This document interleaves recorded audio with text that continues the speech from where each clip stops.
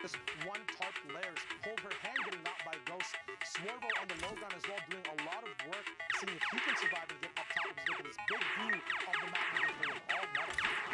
Wildcat's still up in this game, so he's pushing towards those critical points and earning them as we speak right now. Moving closer to that top 10, Boppin and Ghost up on high ground. We've seen them time and time again find these opportunities, find these picks. Not going to find that one, just barely, as he escapes from below him. Right now, again, tarping, being efficient with their materials. They're still lasting a little bit longer, but each time they get knocked out, they get reset. They have to refresh and figure out what they want to do. Not a single one of their eliminations they have gotten the spoils from, the materials to refresh up on. Absolutely. I feel relaxed looking at this right now. It looks like these guys are just low effort aiming. The server is just moving towards them because their position is just so good. A lot of connects coming in as well. There's going to be a mountain that people have to move up on. Boppin instantly seeing that and moves up.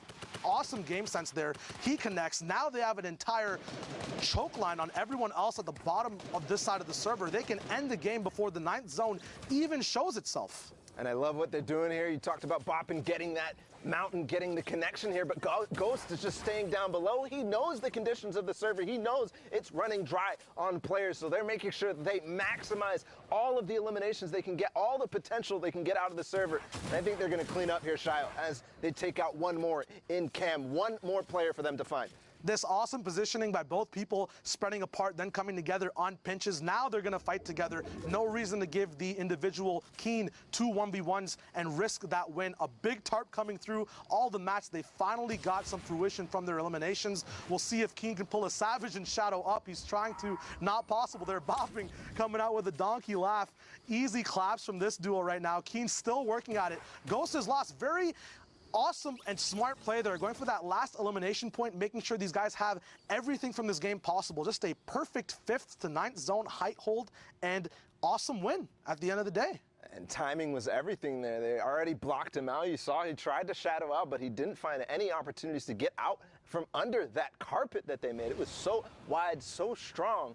And by the time that he ran out of HP, by the time he was about to go to the zone, they made sure they capitalized and got that last elimination.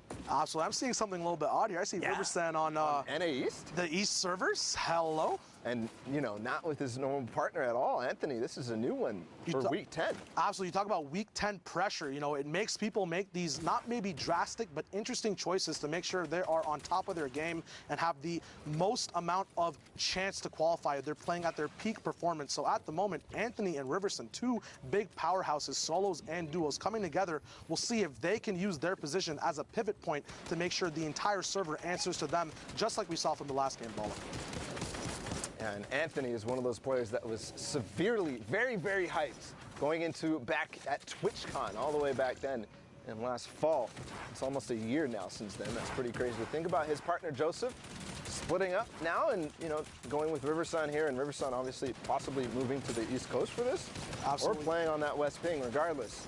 Big beams coming in as we talk about playing offer utility. Bolt Glace going down to this insane Munch Wombo combo. We talk about positioning as well as Anthony stays up top, letting Riverson stay in the fray of the fight, but providing support as well from just one level above. And they have that pyramid and floor edit as well. It's going to be impossible for those individuals who just went down to do anything for defense.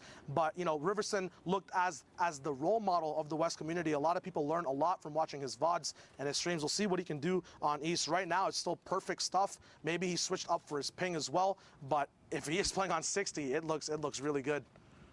Looks good indeed. Now moving on to another duo that definitely looks good. It's Commandment and High Sky. Commandment obviously qualifying in the first week of solos. Not yet qualifying in duos. This partner High Sky right here. I also saw in the background Snood and Thwifo, who had a very, very great performance in Week 8. And Snood, one of those guys who, was just barely making it week after week after week. So last opportunity here, you have that rift to go. That's going to get them very far in this game. Yeah, they actually choose, I think, to take the jump pad instead. It might have been an enemy rift. High Sky being the one who also had a very, very awesome Blackheart performance. We'll see if he can replicate that in this moment as well. First place. Yeah, first place. It was amazing.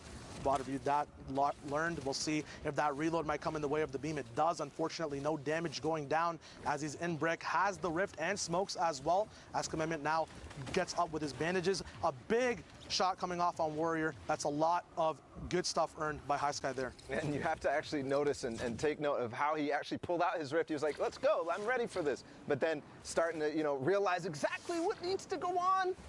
Commandment gets beamed down, but he waited that last extra second to get that elimination. But thankfully for Commandment, at 1 HP, Shio, he does have the minis and the bandages to recover it. After week 6, people understood that white health is something you have to prioritize so much, especially with the storm flip coming in throughout this whole week. It was just recently disabled for week 10, so people might still be on that bandwagon of holding that white health as for patterns when you practice and then you play again. He's very thankful for that right now, Commandment, because he has those white HPs somehow finding each other in the same box after smokes. It's so hard to locate a good path to move around in, but now Commandment looking for anything to capitalize on. Big beams coming down, 272. The entire blue shield gets broken from that low ground commando skin. Fami finally going down to the storm actually after that beam. We'll see if these guys can smoke again, stick together. Balls everywhere as well. They're going to be dropping down to the low ground. This is the best option for people trying to stick together, but the riskiest after it's done, because you have to now make an entire new development of your own layer, your own boxes to get enough pressure to capitalize on to the rest of the game. Now Commandment going down to low ground here with High Sky. I'm curious what's in High Sky's inventory, because we haven't seen them swap any sort of heals or anything like that yet. But Commandment did get that siphon from the player who went down to zone, but hold on. Explode's coming in from the side. They back up together. Now Shadow's going in again. So, Shio, you've VOD reviewed all these situations many, many times. Look what happened here to Commandment. Playing low ground in these situations end up being so risky, but also potentially rewarding as he picks up one more elimination.